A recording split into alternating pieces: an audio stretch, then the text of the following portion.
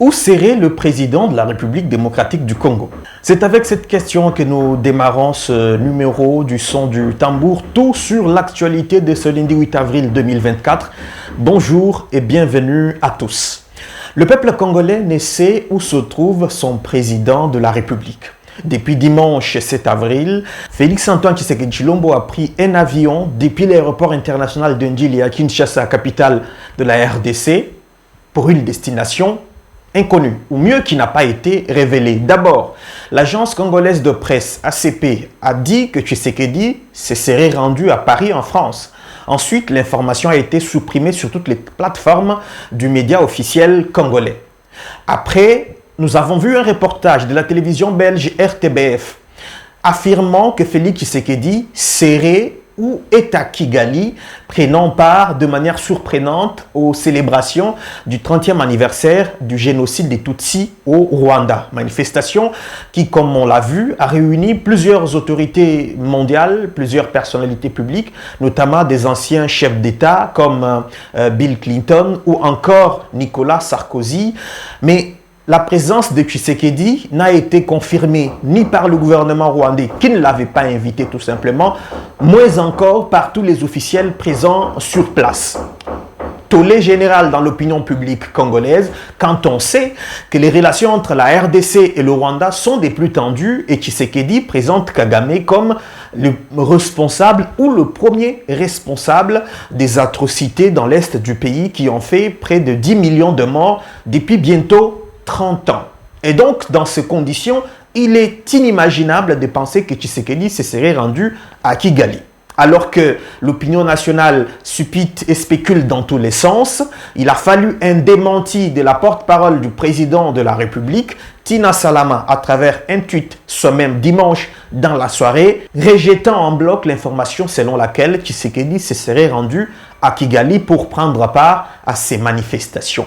La télévision belge RTBF a été tout simplement contrainte, elle aussi, de démentir cette information parce que Tshisekedi n'a jamais mis ses pieds à Kigali ce dimanche. En dehors de cette erreur de communication de la télévision belge, aucun autre média n'avait cette information.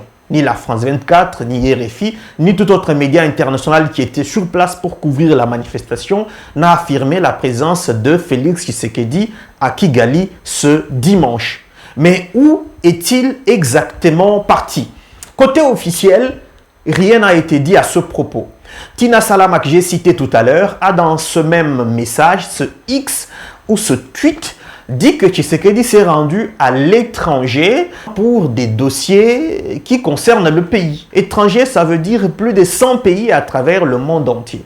Mais où se trouve exactement le président de la République démocratique du Congo et qu'est-ce qu'il est parti faire? Est-il parti en congé? Est-il en mission secrète pour le bien de Congolais?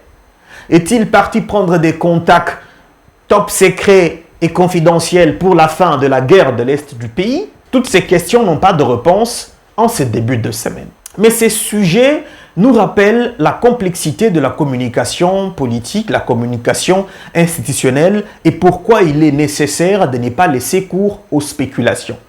En l'absence de l'information, les rumeurs et spéculations de tout genre prennent libre cours. C'est exactement ce qui se passe en ce moment même. À tel point que les Congolais les plus amusants lancent les messages dans tous les sens sur les réseaux sociaux, avis de recherche, notre président est porté disparu, un peu pour s'amuser parce que le sujet est à la fois inquiétant, intéressant, sérieux, mais aussi amusant. Pourquoi? Parce que, le président de la République est une personnalité particulière. Il n'est pas un citoyen comme les autres. Voilà pourquoi ces déplacements, ces activités, ces voyages intéressent autant le Congolais. Il est le garant du bon fonctionnement des institutions. D'abord, le premier des Congolais. Il est le commandant suprême des forces armées, de la police nationale congolaise, du service national. Lui-même, comme institution, il est le représentant de l'État. En tant que tel, ces déplacements et ces mouvements intéressent les 120 millions de Congolais qui ont justement besoin de savoir où se trouve leur président de la République. Mais bien au-delà, étant une société africaine, le président de la République symbolise aussi une image paternelle. en tant que tel, il est normal que les Congolais puissent se soucier de l'endroit où se trouverait leur père. Certaines indiscrétions font savoir que Tshisekedi serait parti en repos dans un pays du monde. Il y en a qui citent la Belgique, il y a même certains qui citent le Bahamas, les îles Bahamas, mais toutes ces informations ne sont pas confirmées par les voies officielles. Mais dans tous les cas, s'il est parti en congé ou en repos, ce ne serait pas mal qu'officiellement la présidence puisse communiquer au peuple congolais. Parce qu'après, les Congolais savent que le président, leur président, n'est pas une machine. Même une machine a un temps de repos, un temps d'entretien. C'est la même chose avec les corps humains. Si dans les entreprises, il est fait obligation aux travailleurs de prendre un congé chaque année, il est tout à fait normal que le président ait aussi besoin de se reposer 2, 3, 4 jours, une semaine. À travers le monde, dans des pays plus organisés que le nôtre, aux États-Unis, en France par exemple, c'est d'ailleurs officiel. L'État a même une résidence de repos ou des vacances pour le chef de l'État. Et quand il va en vacances, par exemple le président américain, c'est devant caméra, il fait un signe de revoir à la population, il va se reposer avec sa famille et revient, on appelle cela rentrée politique, et ça s'est fait comme ça. Si c'est bien le cas avec le président Tshisekedi, il n'y a aucun mal que la présidence puisse l'officialiser au lieu de laisser cours aux rumeurs. Voilà plus ou moins les sujets qui nous permettent de commencer cette semaine avec bien sûr toutes ces questions qui demeurent et qui n'ont pas de réponse. Où se trouve le président de la République? Que fait-il et pourquoi la présidence ne communique pas sur sa destination et les activités qu'il est parti mener? Ensuite, le deuxième sujet de ce début de semaine concerne tout naturellement la formation du gouvernement. D'ailleurs, vous pouvez retrouver à travers le lien en description un article bien élaboré de votre média, le tambour.net, sur cette question relative à la formation du gouvernement. Un nouveau lundi sans gouvernement en République démocratique du Congo. On le sait tous, c'est depuis 4 mois bientôt que le chef de l'État a prêté serment pour son deuxième et dernier mandat constitutionnel. Plus de 3 mois après, pour être plus juste, il a désigné une première ministre pour la première fois de l'histoire du pays, Madame Judith Suminwa Tuluka, depuis le 1er avril. Et aujourd'hui, le 8 avril, on n'a toujours aucune information sur la formation du gouvernement. On le sait tous, la République démocratique du Congo est réputée pour avoir des politiciens gloutons politiquement, des politiciens gourmands et qui veulent tous avoir une part au partage. J'emprunte le terme du monseigneur Ambongo, le gâteau national. Mais qu'est-ce qui se passe exactement? Au plan politique, alors qu'on pensait que l'informateur avait tout fait en identifiant la majorité présidentielle, ensuite en élaborant les mécanismes de partage des responsabilités au sein du gouvernement, après ce que l'on a appelé les deuxièmes consultations de l'informateur, il était en réalité le formateur, on le sait tous. On s'attendait qu'au lendemain de la nomination de la première ministre, que l'équipe gouvernementale soit connue et que l'on attende que l'installation de ce gouvernement par l'Assemblée nationale. Mais l'on apprend ensuite que les autorités morales, entre guillemets, de l'Union sacrée de la nation, mieux les membres du présidium qui sont à la tête de plusieurs regroupements qui composent cette méga structure majorité présidentielle Union sacrée, n'auraient pas encore déposé les listes de leurs candidats ministrables, ni auprès de l'autorité suprême, comme on l'appelle au sein de la majorité, qu'est le président de la République, ni auprès de la première ministre qui y a consulté, on le sait tous, au lendemain de sa nomination, les formateurs Augustin Kabouya. Ces autorités morales seraient à l'instant en train de se concerter ou même de consulter les lieutenants de leur plateforme politique avant, bien sûr, d'aller déposer leur liste. Combien de temps cela prendrait-il? Difficile de répondre à cette question. Mais on a eu quand même quelques indications dans un communiqué d'Augustin Kabouya en sa qualité de secrétaire général de l'UDPS, première force politique de l'Union sacrée de la nation, un communiqué du 6 avril dans lequel il dément toute rumeur selon lesquelles l'UDPS aurait déjà déposé ses listes de candidats ministrables auprès de l'autorité qui va nommer.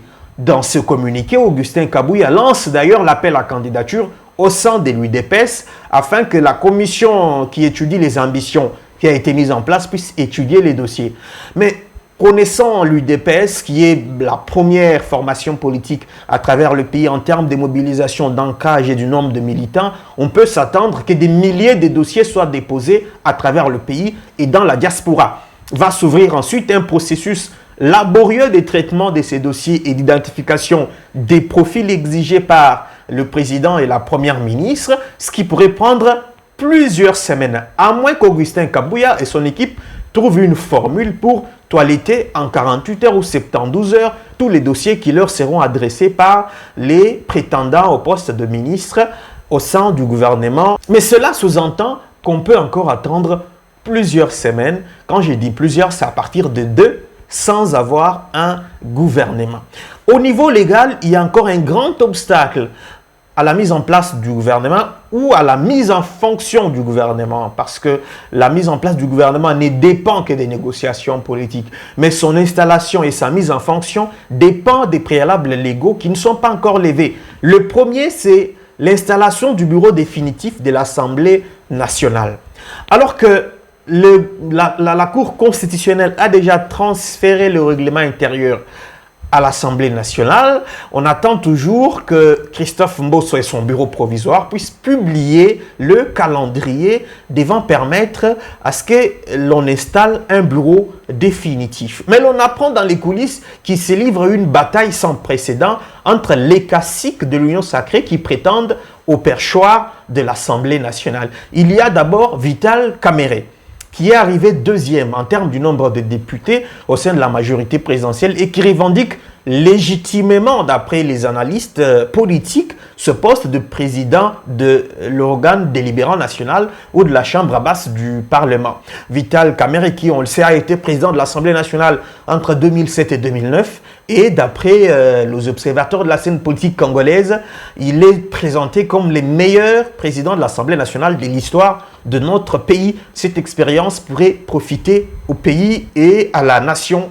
Mais la tâche ne va pas lui être facile parce qu'il y a derrière Modeste Bahati Lukwebo et son AFDCA qui sont quatrième en termes d'arrivée du nombre de députés dans l'Union sacrée. Et Modeste Bahati qui aussi veut briguer ce poste de président de l'Assemblée nationale.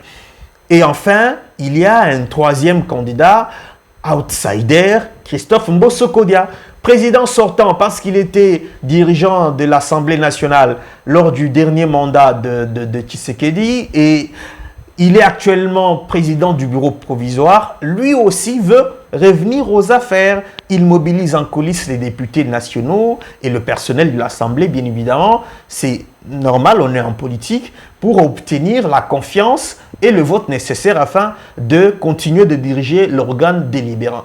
Somme toute, il reviendra au président de la République d'arbitrer ces conflits d'ambition entre ses partenaires de l'union sacrée de la nation, même si pour plusieurs la balance penche beaucoup plus du côté de Vital Kamerhe que les sympathisants appellent le pacificateur. Mais dans tout le cas, on peut constater que la mise en place du gouvernement Toulouka n'est pas pour bientôt. Il faudra attendre encore plusieurs jours, on estime entre mi-mai et début juin pour l'opérationnalisation de ce gouvernement, ce qui veut dire autrement 5 mois ou 6 mois après la prestation de serment de Félix Tshisekedi, une éternité pour la population congolaise dont les urgences sociales imposent une action gouvernementale coordonnée, efficace et surtout urgente. Merci à tous d'avoir regardé cette vidéo. Nous sommes arrivés à la fin. N'oubliez pas de partager nos contenus et de liker, de vous abonner également à notre chaîne,